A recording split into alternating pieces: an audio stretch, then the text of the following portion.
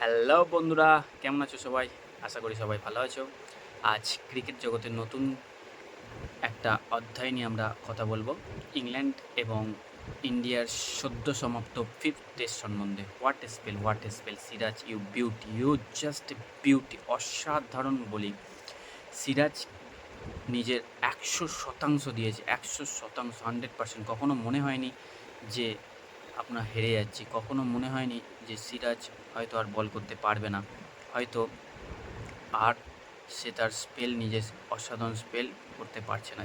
চতুর্থ দিনের শেষে যেখানে মনে হচ্ছিল যে আমরা হেরে যেতে চলেছি, জো রুট এবং হ্যারি ব্রুকস একটা অসাধারণ পার্টনারশিপ করে ফেলেছিল। 25 রানে যখন হ্যারি ব্রুকসের ক্যাচ মিস হয়, তখন আমরা ভেবেছিলাম যে না, এ ম্যাচ আমাদের হাত থেকে বেরিয়ে গেছে। ১০০ করে দুজন ১০০ রানের পার্টনারশিপ যেটা করেছিল, সেটা সত্যি অসাধারণ। তারপরে যে কামব্যাকটা আমরা করেছি সত্যি অসাধারণ। সত্যি হ্যারি ব্রুকসকে ফিরিয়ে দেন প্রসিদ্ধ কৃষ্ণা, এবং তারপরেই জো রুট আউট হয়। জো রুট আউট হতেই খেলার মোড় ঘুরে যায়। পরপর 2 উইকেট পড়ে যায়। 6টা উইকেট যেহেতু আমরা চতুর্থ দিনের শেষে প্রাপ্তি লাভ করি, চতুর্থ দিন সম্পূর্ণ আমাদের দিন হয়ে যায়। শেষ দিন অর্থাৎ পঞ্চম দিনের শুরুতে ৩৫ রান দরকার ছিল ইংল্যান্ডে, মাত্র ৩৫টা রান, আর হাতে ছিল 4টে উইকেট। ক্রিস ওকস চোটের জন্যে বাইরে ছিল, প্রথম ইনিংসে ব্যাট করেনি, কিন্তু চতুর্থ ইনিংসে তাকে ব্যাট করতেই হতো, কারণ হাতে 4টে মাত্র উইকেট। ৩৫টা রান জিতলেই ইংল্যান্ডের সিরিজ হাতে চলে আসতো। অলি পোপের ভাগ্যটাও খুব ভালো ছিল। সবাই ভেবেছিল এই সিরিজ ইংল্যান্ডের দখলেই চলে চলেছে, কিন্তু প্রত্যেকটা ম্যাচের পঞ্চম দিন আমাদের মোড় ঘুরিয়ে দিয়েছে। প্রত্যেকটা ম্যাচ কতটা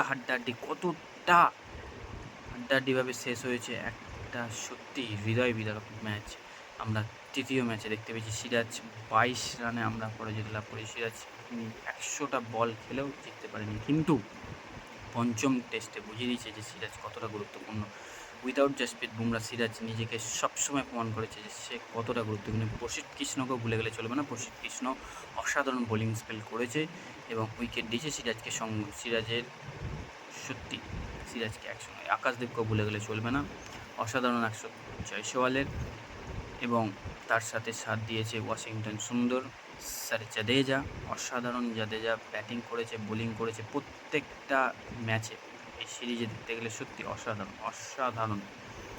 এবং ফাইনালি টেস্ট সিরিজটা ড্র হয়। শুভমান গিলের ক্যাপ্টেনশিপে আমরা টেস্ট সিরিজটা ড্র লাভ করি, কিন্তু ভুলে গেলে চলবে না, এখানেই শেষ নয়। এইভাবে আমাদের চলে যেতে হবে এবং আরও ম্যাচ জিততে হবে। এখনও পর্যন্ত আমরা একটা টেস্ট সিরিজ জিততে পারিনি গৌতম গম্ভীরের কোচিংয়ে।